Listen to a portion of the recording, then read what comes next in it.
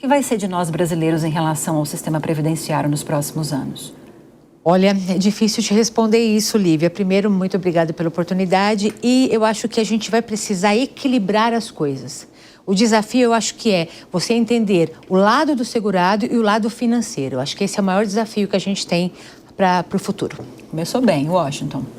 Obrigado também por estar aqui, né? Ótimo estar aqui na Jovem Pan. Olha, o grande ponto que a gente tem de ter, e aí concordo com o André aqui que falou desse aspecto, é que país nós queremos para o futuro. Às vezes eu quero muito benefício, mas terei recursos para esses benefícios todos? Então, esse ponto de equilíbrio para se buscar é muito importante. Às vezes eu quero tudo, mas será que é bom querer tudo? Lembram do Rio de Janeiro, Espírito Santo lá atrás quebrado sem pagar a aposentadoria? Vamos falar. Pé no chão, né, Washington? Fábio.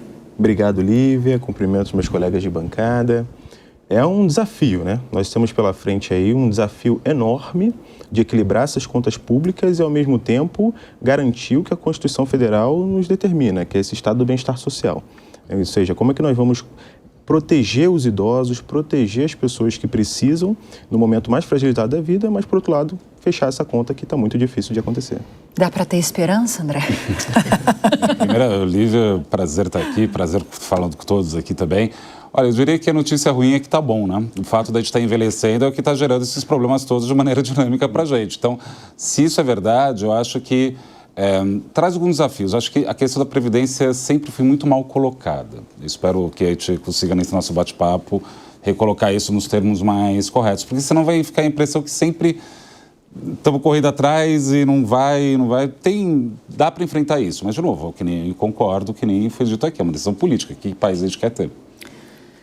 Então, vamos entender as mudanças da reforma da Previdência aprovada há 5 anos. Em 2024, nesse ano, as mulheres já podem se aposentar com 58 anos e 6 meses, desde que tenham cumprido o tempo mínimo de contribuição de 30 anos.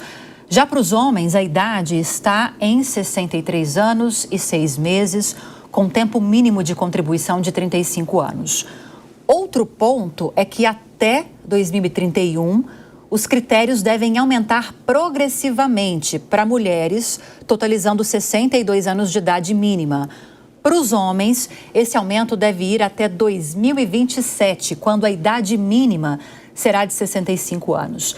Quero começar com você a discussão mais aprofundada e específica, Wellington, porque quando foi aprovada essa reforma, aprovada, sancionada em 2019, o objetivo era economizar até R$1 trilhão em alguns anos pela frente. A gente está conseguindo caminhar nessa perspectiva? Estamos avançando em relação a isso? Essa é uma ótima pergunta e dá até um programa inteiro para isso, mas vamos tentar de maneira bem objetiva aqui. Mas assim, na verdade, o que é que acontece?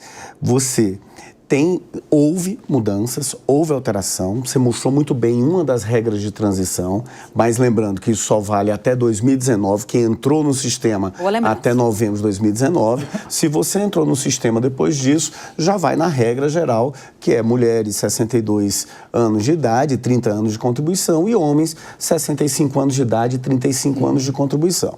Mas veja, nesse aspecto, melhorou? Melhorou. Houve um respiro nas contas públicas? Houve. Chegou ao que se pretendia? Não necessariamente, mas houve alguns impactos, algumas coisas novas, imprevisíveis que aconteceram. Uma delas, a Covid. A Covid que reduziu drasticamente a produção do país, e lógico, se eu estou reduzindo produção, eu reduzo emprego, se eu reduzo emprego, eu reduzo contribuição. Tá? E houve também ainda a demanda maior do próprio sistema, porque as pessoas ficaram doentes, se afastaram do trabalho, infelizmente muitas morreram, e isso tudo são benefícios que ocorrem, tá? Mas graças a Deus que houve a reforma, né? Por pior que a gente possa achar que foi, né? Para nós mesmos, mas para o sistema, ela evitou que a coisa fosse pior hoje. E aí você me lembrou, passando para o Fábio, mas posso voltar com você também, sobre aquela discussão da revisão da vida toda, judicializada, possibilidade de contemplar também essas pessoas que se aposentaram antes de 1994. Seria pior se isso tivesse avançado no STF? Porque me parece que houve uma perspectiva, embora extraoficial, muito olhando para o que a União iria gastar para se avançar nessa discussão do que efetivamente uma discussão técnica, jurídica, sobre direitos previdenciários. O que você achou desse resultado? Exatamente. E como impactaria? Exatamente, Lívia. A gente vive um momento que estava até conversando nos bastidores, né? O Supremo Tribunal Federal, a gente não sabe se essa decisão de agora, dessas 13 ações diretas, elas vão resolver o problema, né? Quer dizer, são decisões que vão ser dadas, corrigindo assim, corrigindo é muito um conceito relativo, né? Corrigindo depende da perspectiva, né?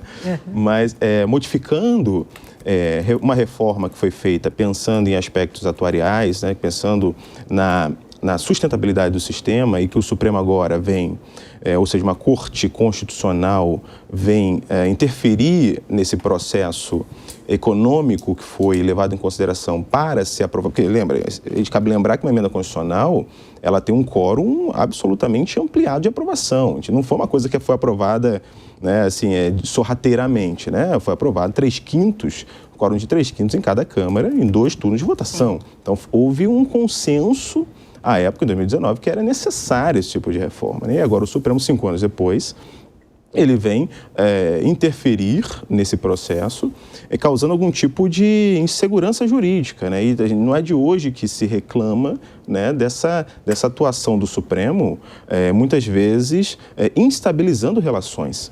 Questões que foram amplamente aprovadas no Congresso, que agora, 5 anos depois, quer dizer, estados e municípios que pautaram sua organização previdenciária com base nessas emendas, os estados e municípios realizaram amplamente reformas previdenciárias, e agora, 5 anos depois, o Supremo pode mudar toda a regra do jogo, né? Então, isso causa uma insegurança jurídica muito grande. Então, veja, não me parece que o Supremo vai decidir essa questão agora. Eu acho que é apenas uma vírgula numa frase imensa que nós temos.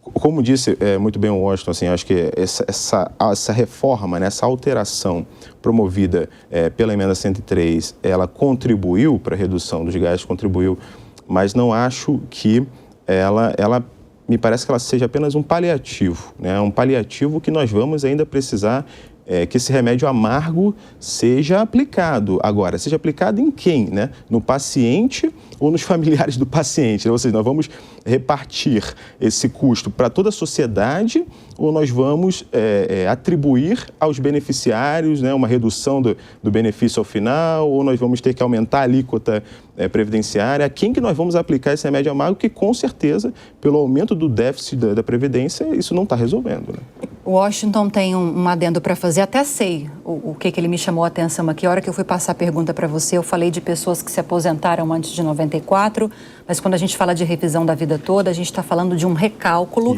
que levaria em consideração contribuições feitas antes de 1994. O que mais que você gostaria de acrescentar? Esse é o ponto, mas o que a gente pega desse aspecto é essa história do law economics, né, de você fazer a análise econômica do direito. Ótimo, temos que pensar nisso? Temos.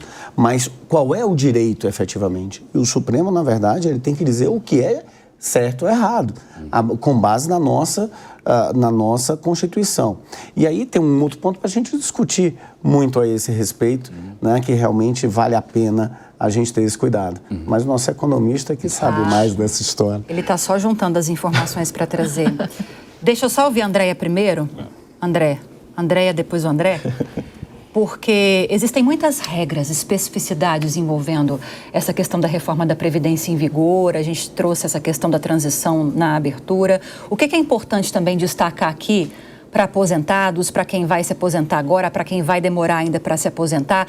Que outras regras ou que outra regra é importante a gente trazer aqui para esclarecer quem está acompanhando sobre a aposentadoria? Lívia, eu acho, primeiro eu queria parabenizar até a Jovem Pan, porque o que a gente percebe nos nossos escritórios, eu advogo exclusivamente no previdenciário já há algum tempo, e o que a gente percebe nos nossos escritórios é que a população é muito carente de informação. Então, quando você tem um programa dessa magnitude que traz essa informação, é super bom. Então, parabenizar a Jovem Pan por causa disso.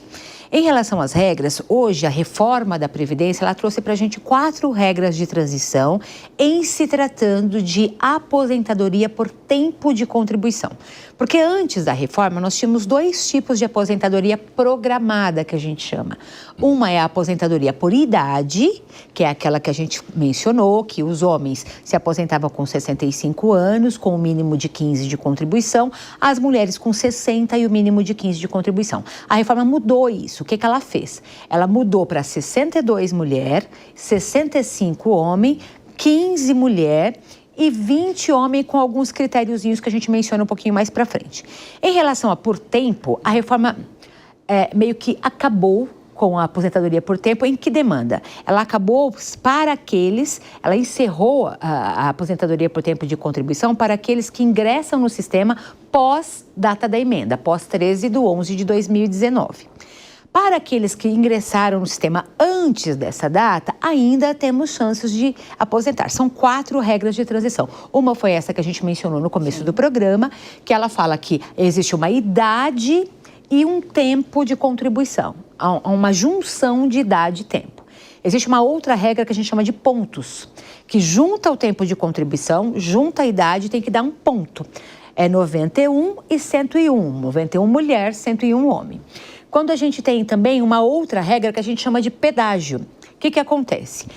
Em português você pega o tempo que a pessoa tinha antes de 13/11/2019. Vamos imaginar que a pessoa tivesse 28 anos de contribuição e fosse uma mulher. Faltam 2 anos. Então, no pedágio de 100%, ela vai cumprir mais 2, 100% do tempo que faltava, para que ela consiga acesso ao benefício. Na regra de 50%, é a mesma linha de raciocínio. Tinha 28, precisa cumprir 50% do tempo, mais 3. Essa regra de 50, ela tem um adendo especial que há o fator previdenciário, a aplicação do fator previdenciário, e há também uma... como é que eu posso explicar de forma tranquila? Há também uma questão do seguinte, esta pessoa, ela precisa ter pelo menos 2 anos de diferença do tempo que faltava. Então, o homem precisa ter pelo menos 33, que precisa de 35, e a mulher precisa ter pelo menos 28, que precisa de 30. Se você não tiver 28 ou 33, você está fora dessa regra de transição.